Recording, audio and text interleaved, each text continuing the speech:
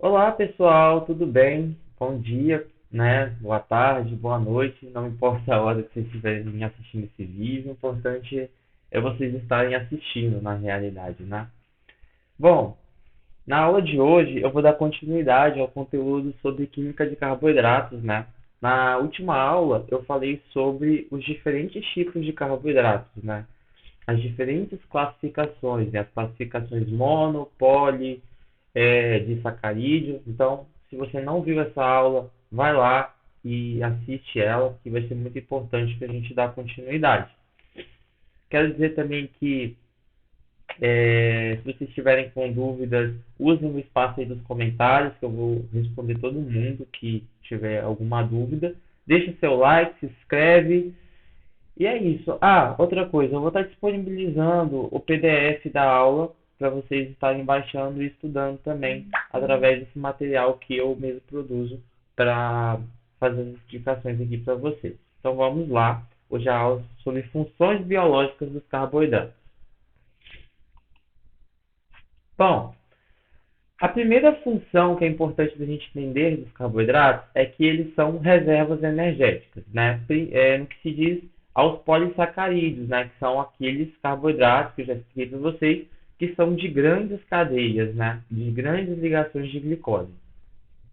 As plantas, no geral, elas são ricas em um polissacarídeo, né? Chamado amido, porque a planta ela produz a sua própria glicose. Então, ela produz seu próprio amido através do processo ali de fotossíntese no cloroplasto, onde que essa glicose que a planta não utilizou no metabolismo vai se armazenando em forma desse polissacarídeo.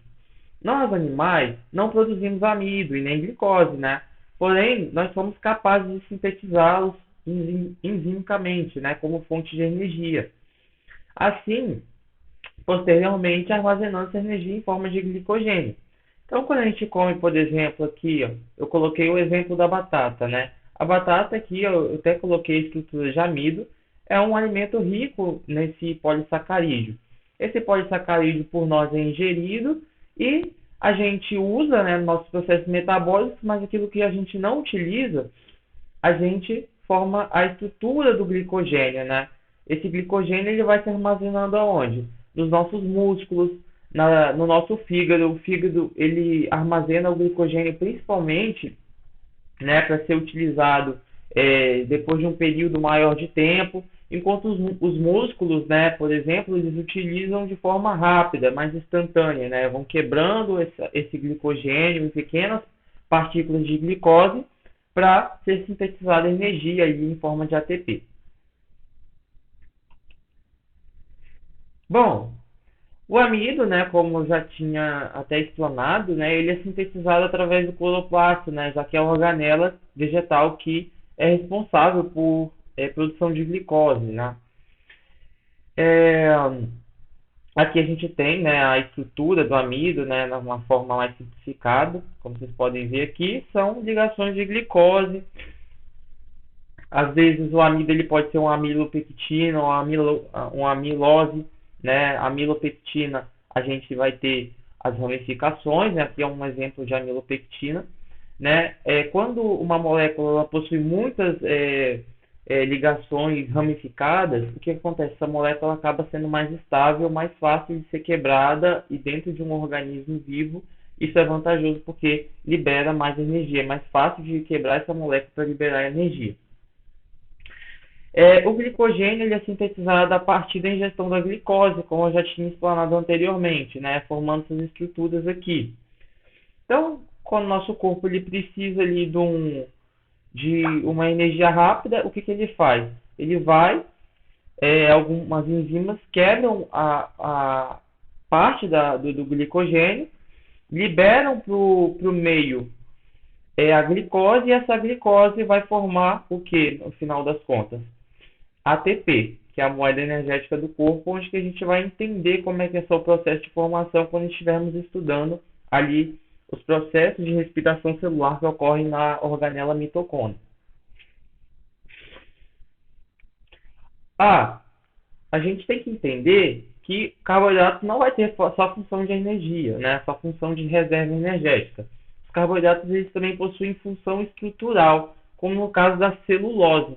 A celulose, galera, é um polissacarídeo que compõe aí a parede celular e das células vegetais, essa parte aqui em verde, que fica em volta da membrana plasmática, né? E por ser um polissacarídeo de função estrutural, ele possui ligações que são mais fortes e conferem maior rigidez, por exemplo, a uma célula vegetal, uma célula mais rígida, uma célula mais protegida de incidências contra excesso de água, o meio celular e outras demais funções. Então aqui a gente tem a celulose, né? A celulose, o amido, o glicogênio são todos polissacarídeos ligados de ligações glicosídicas, né? De ligações de glicose. Eu vou mostrar para vocês o que vai diferir mais à frente se esse carboidrato vai conferir função energética ou função estrutural, né? Um adendo aqui, gente. A celulose, às vezes a gente pode até se perguntar, porque a gente já ouviu falar em alguma vez que alguns animais aí, como os ruminantes, eles conseguem quebrar a celulose e transformar essa celulose em glicose e usar como fonte de energia. Por que esses animais conseguem fazer isso? São os ruminantes que a gente conhece, né? Porque dentro dos complexos estomacais dele, que são 4, existem enzimas chamadas de enzima celulase. Celulase quer dizer que quebra de celulose, que conseguem quebrar esse polissacarídeo e liberar a glicose, né? Algumas bactérias fazem esse processo, alguns protozoários, como o protozoário que parasita o cupim, por isso que o cupim consegue comer madeira e obter energia. Então, são adendos mais específicos, mas, no geral, a celulose tem uma função muito importante como função estrutural. Outros carboidratos com funções estruturais, outros polissacarídeos, são o peptídeo glicano e a quitina, né? O peptídeo glicano, ele é um tipo de polissacarídeo que fica inserido junto ali inserido em algumas bactérias, né? Nas bactérias no geral. Algumas têm mais, outras têm menos, né? E esse peptídeo glicano ele fica fazendo uma junção ali com a parede celular dessas bactérias. Então, em relação ao peptídeo glicano, a quantidade de estruturas peptídeo-glicanas que uma bactéria tem, a gente denomina bactérias gram-negativas e gram-positivas, né? Como vocês podem ver aqui, o que está em roxo é uma estrutura de peptídeo-glicano. Quanto menos peptídeo-glicano uma bactéria tem, ela é mais mole, ela é mais flácida, entende? Quanto mais peptídeo-glicano uma bactéria tem, olha só, como uma gram-positiva tem mais camadas de peptídeo-glicano. Então, é uma bactéria que tem uma estrutura mais rígida, por exemplo. Aí, como é que a gente consegue visualizar essas diferenças de gram-positiva e gram-negativa? Existe todo um teste que é estudado na microbiologia, que se utiliza um corante, né, violeta para expressar uma cor, né, que pode ser uma cor mais clara, um avermelhado mais claro, ou uma cor mais arroxeada, né, dependendo se for uma bactéria gram-positiva ou gram-negativa. A quitina é um outro polissacarídeo que confere estrutura, né, por exemplo, os artrópodes, né, compõem o exoesqueleto dos artrópodes. Se vocês já observaram um besouro, vocês podem ver que o besouro ele tem aquela espécie de camada dura que fica em volta dele, né? E essa camada é justamente moléculas, né, de polissacarídeos agrupadas ali, formando a sua estrutura, esse exoesqueleto. Tá ok? Entendido até então que carboidrato também exerce função estrutural, vamos para um seguinte levantamento, uma seguinte intervenção. Como saber se um carboidrato é de função energética ou função estrutural? Visto que todos eles basicamente têm os mesmos tipos de ligações de glicose, né? Gente, o detalhe é significativo, mas o detalhe está no tipo de ligação em que essas moléculas vão se agrupando. Quando a gente for estudar na próxima aula, inclusive, né, nomenclatura de carboidratos, eu vou entrar mais em detalhes com isso, para a gente identificar como uma ligação alfa ou beta produzida. Mas o amido, por exemplo, ele faz um tipo de ligação com a glicose, uma glicose com a outra, uma ligação do tipo alfa. Essas ligações do tipo alfa, elas têm as características de serem ligações mais instáveis, ou seja, mais fáceis de serem quebradas. Então, são moléculas mais maleáveis, que elas conseguem se desdobrar e tal. E também, óbvio, que a questão delas serem ramificadas, né, o amido muitas vezes e o glicogênio serem estruturas ramificadas, ajuda nesse processo de liberação da glicose, visto que as ramificações deixam a molécula um pouco mais estável.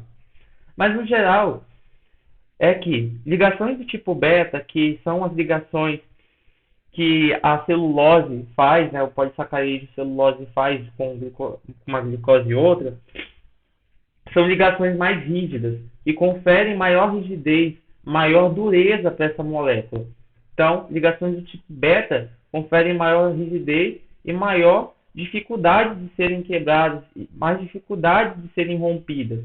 Por isso que são mais componentes aí de estruturas, né, moleculares, como a quitina e também e o peptídeo glicano possuem esse tipo de ligação, que é a ligação beta.